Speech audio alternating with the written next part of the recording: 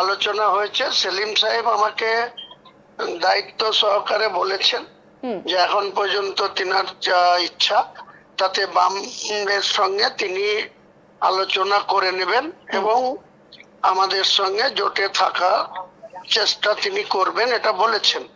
আগামী আজকে 15 তারিখ, 20 তারিখের মধ্যে আবার একটা আলোচনা হওয়ার সম্ভাবনা রয়েছে।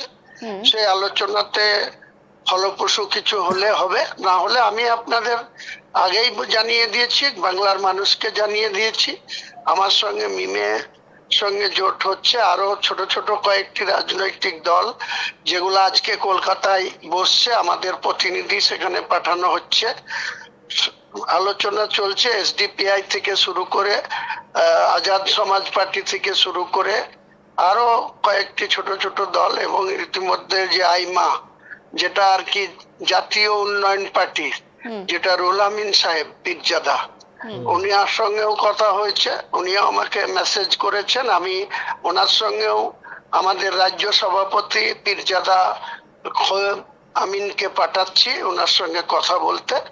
আমার একটাই কথা, যারা তৃণমূলকে ক্ষমতাচ্যুত করতে চায় এবং সাম্প্রদায়িক দল বিজেপিকে এই রাজ্যের ক্ষমতা দখল করতে না দিতে চায়, তারা নিশ্চয়ই আমার সঙ্গে সহমত পোষণ করবে বা জোটবদ্ধ হবে। আমরা চেষ্টার কোনো ত্রুটি রাখছি না।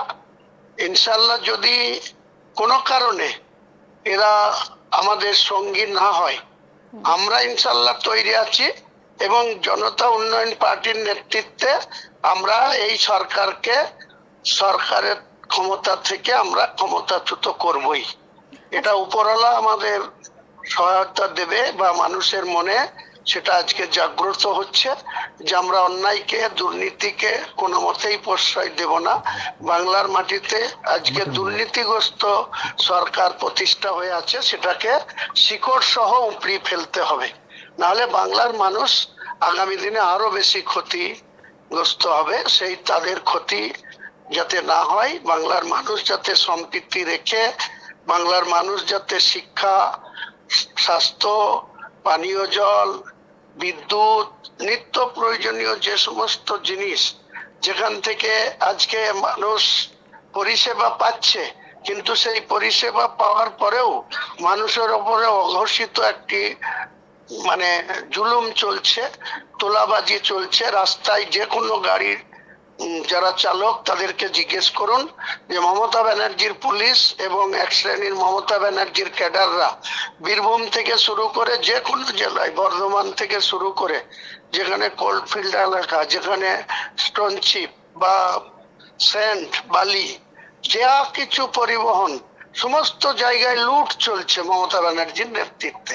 বেশ, হুমায়ুন বাবু, এখান থেকে আরো একটা বিষয় দেখুন, এসআইআর এর প্রক্রিয়া প্রায় শেষের দিকে, সেখানে দাঁড়িয়ে ভোটের ঘোষণা আর খানিকটা মানে কয়েকটা দিনের অপেক্ষা বলা যেতে পারে।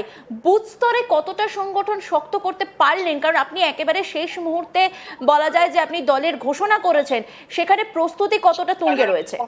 দেখুন, মানুষের একটা কথা আছে, ইচ্ছা থাকলে উপায় হয়।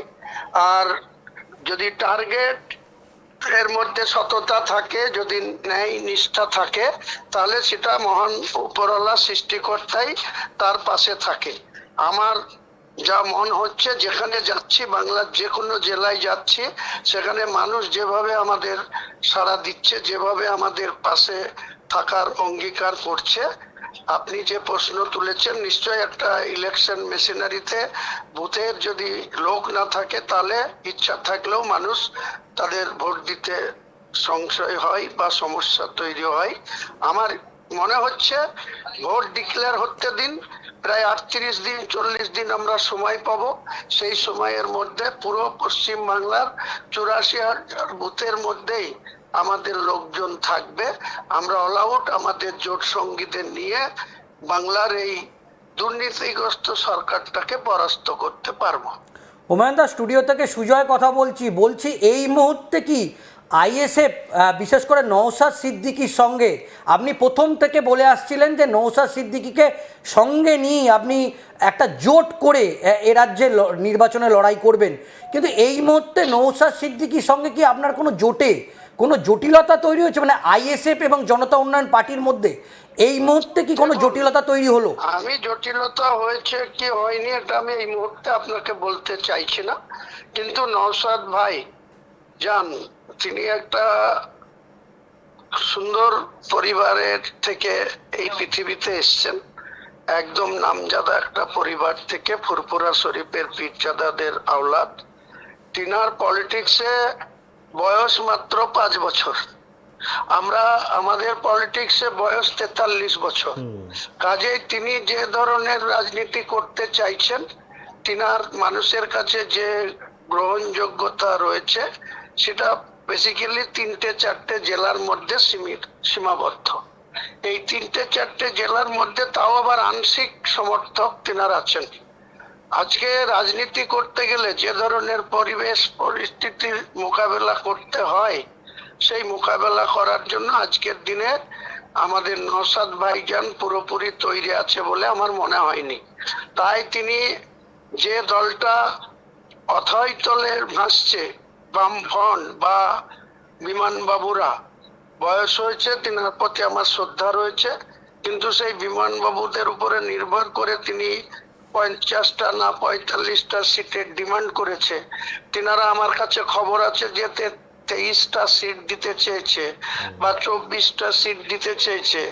এই পদ্ধতিতে যদি ওনারা সিট ডিক্লেয়ার করেন, আমি নিশ্চিতভাবেই উনি কি করবেন, আমি করব না, কোন সিপিএম এর সাথে বা এই ধরনের ঔদ্ধত্য যারা দেখাবে যে আমাদের সাথে আলোচনা না করে তারা নিজেরা যদি সিট বাটোয়ারা করে নেয় বা নিজেরা যদি আলোচনা না করে যদি এইভাবে সিট ডিক্লেয়ার করে, তাহলে অল আউট লড়ার জন্য জনতা উন্নয়ন পার্টি প্রস্তুত আছে, প্রস্তুত থাকবে।